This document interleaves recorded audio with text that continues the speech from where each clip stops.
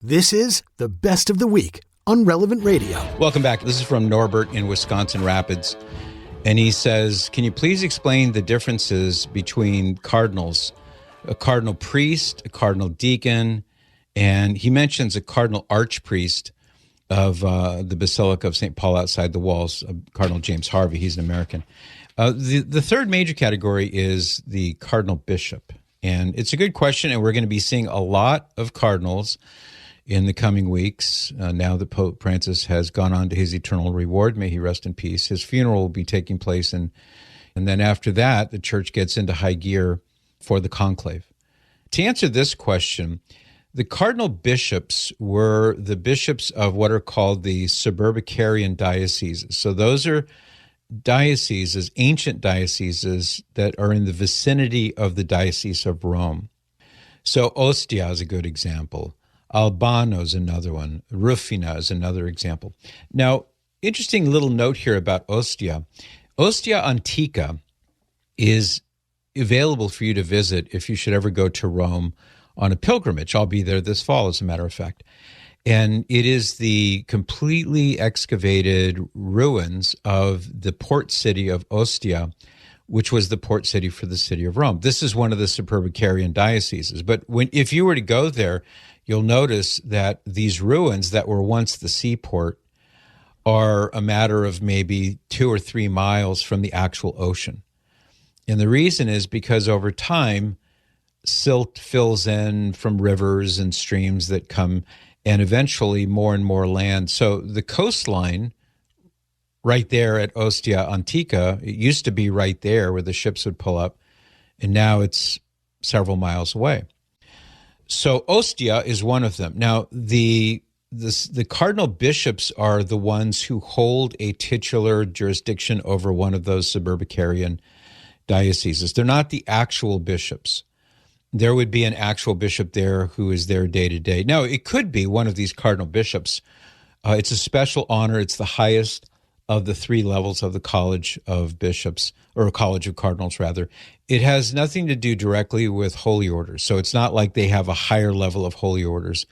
It's an honorary rank. So currently, I believe all 6 of them, if not all 7 of them perhaps, are completely staffed. So these different Cardinal Bishops. Those would also be the bishops who are the oldest, the most senior members. And it doesn't necessarily have to be older in terms of age, but if a cardinal was made a cardinal at a younger age, and let's say he's now 75, but he was made a cardinal when he was 55, a man who might be 78 but was made a cardinal only 10 years ago, he would be less senior. So that's what a Cardinal Bishop is. A Cardinal Priest is one of the pastors of one of the churches in Rome. They call them titular churches. So these are churches throughout the city of Rome that are especially associated. So they wouldn't be newer parishes that were added in the, let's say, in the 20th century. These, for the most part, are going to be ancient churches. And then the last group, or the lowest group, if we want to put it that way, they're called Cardinal Deacons.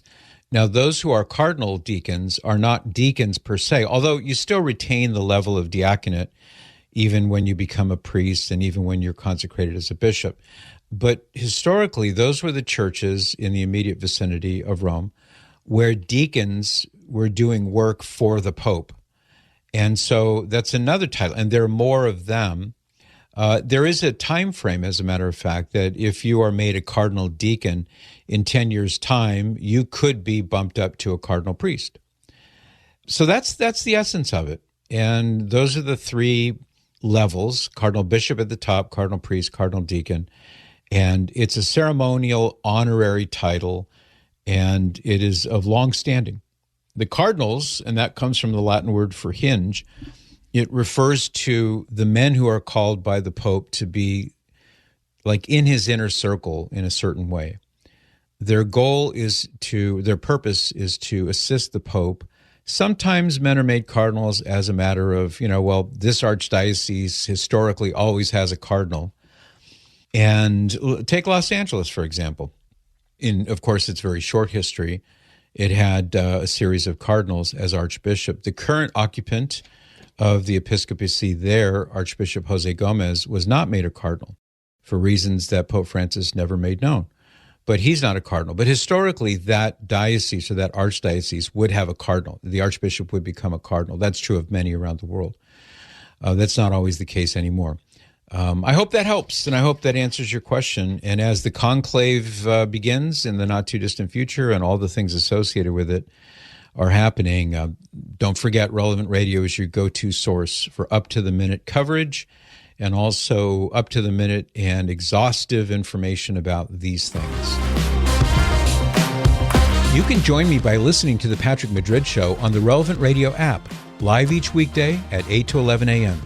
And thanks for listening.